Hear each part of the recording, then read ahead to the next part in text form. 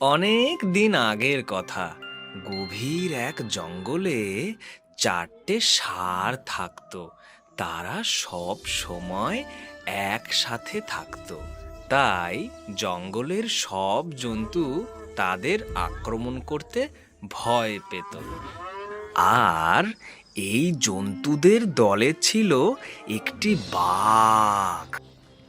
বাঘ শিকার করতে এসে তাদের 4জনকে একসাথে দেখে হতাশ হয়ে ফিরে যেত। ওহো, এরা 4জন তো সব সময় একসাথে থাকে, এদের কিভাবে শিকার করব আমি?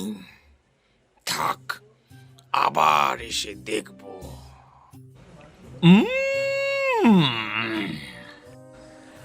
আমি শুনেছি কাছেই নাকি একটা মাঠ আছে, একেবারে সবুজ ঘাসে ভরা। চলো আজ আমরা ওখানে ঘাস খেতে যাই। তাই নাকি? তাহলে চল চল চল, দেরি করিস না।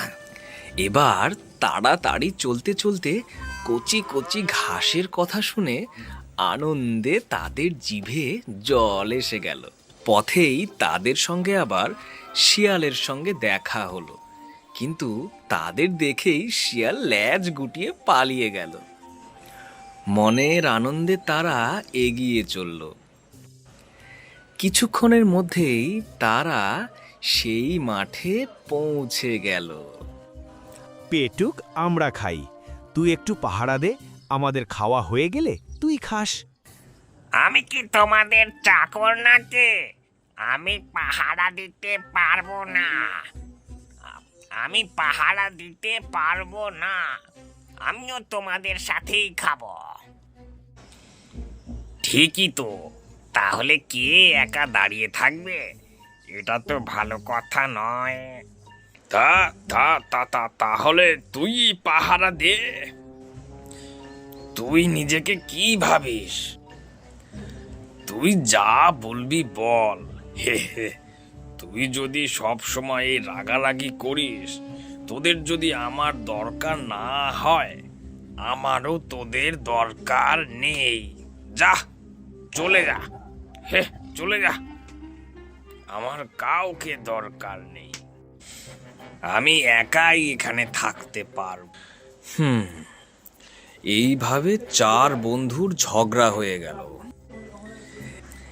এদিকে বাঘ এই সুযোগের অপেক্ষাতেই তাদের আশেপাশেই ঘুরে বেড়াচ্ছিল। আজও সে ঝোপের পেছনে লুকিয়ে সব ঘটনা দেখছিল। আজ 4 বন্ধু আলাদা আলাদা দিকে ঘাস খেতে চলে গেল। আর এই সুযোগ পেয়ে বাঘ তাদের উপর ঝাঁপিয়ে পড়ল। এক এক করে 4জনকেই মেরে ফেলল। যতদিন তারা একসাথে ছিল, কেউ তাদের ধারে কাছেও ঘেঁষার সাহস পেত না। কিন্তু আজ ঝগড়ার ফলেই। তাহলে বাচ্চারা, আমাদের সব সময় মিলেমিশে থাকতে হবে। যদি তোমরা কোনো বিপদে একসাথে মোকাবেলা করো, তাহলে সারা জীবন কেউ তোমাদের কোনো রকম ক্ষতি করতে পারবে না।